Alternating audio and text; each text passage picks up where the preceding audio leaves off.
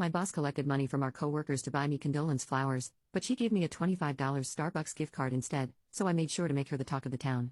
Unfortunately, 7 weeks ago, my dear grandmother passed away at 91. A coworker of mine told me our supervisor collected money from our team for flowers as condolences for her death. No flowers were delivered from my supervisor and team to the funeral home. 2 weeks after the funeral, I found out a florist in town didn't deliver all their orders for my grandmother's funeral. I sent my supervisor a text explaining the flower mix-up we had experienced. In the text, I told her I was worried about not sending my gratitude to her and the team, as I never got the flowers. Also, I wanted to make sure she and the team were not out of money because of the inept florist. I included my appreciation for her and the team's thinking of me. My supervisor replied she didn't order any flowers for the funeral, telling me not to worry, and thankfully, they were not lost. Instead, she planned to send something else to my new husband and me as a condolence. Then she added a flippant, "Sorry I haven't gotten there yet." Now, it has been 7 weeks since my grandmother's passing and 4 weeks since I sent the text about the flowers to my supervisor. My supervisor didn't follow through with sending my team's condolences for the death of my grandmother. My husband and I have not received anything from my supervisor or the team, but my boss still has their money, which is technically theft. Should I go to HR?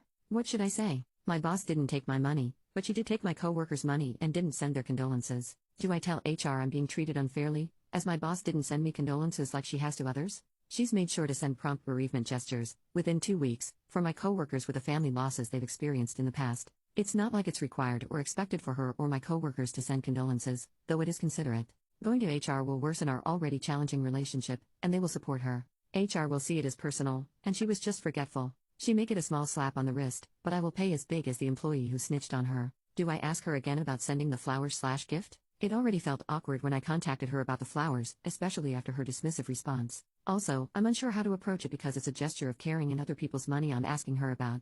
It just feels icky. Many people tell me to let it go, but others say she committed theft and that I should report her to HR. What do you think is the best way to handle the situation? Update: I talked to 2 of my most trustworthy coworkers. One told me she thought my supervisor was sending the flowers for my grandmother's funeral. I told them I had not received any condolences from my boss on their behalf and expressed my gratitude for their contributions when my grandmother passed. Both asked me if I felt they should mention anything to our supervisor. I told them that it was up to their discretion. I stopped there and decided not to pursue anything with HR. I felt like it was more important to move on. At least I could say thank you to my closest colleagues. Then, before our first staff meeting of the 2023 new year, our team chatted about our upcoming plans. I said my husband and I would visit Florida in a few weeks to see my parents. This included visiting with my grandfather, who, at 90, decided to live in Florida with my parents after losing my grandmother. I had mentioned this new living situation to my supervisor and colleagues before this meeting. I kid you not, after I shared my upcoming plans, my supervisor asked me, "How's your grandma doing in Florida?" I quickly and rather coldly replied, "My grandmother has passed."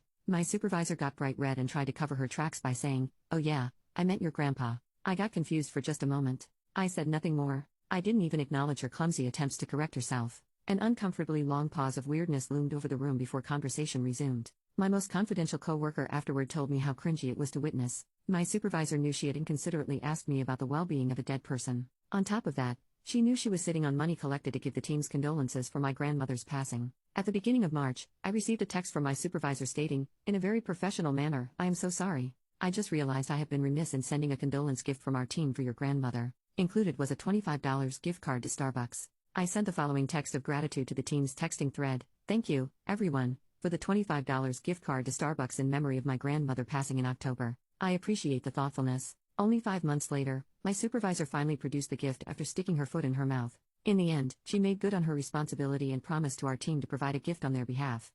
However, not before embarrassing herself in front of her team and allowing me to point out her massive tardiness.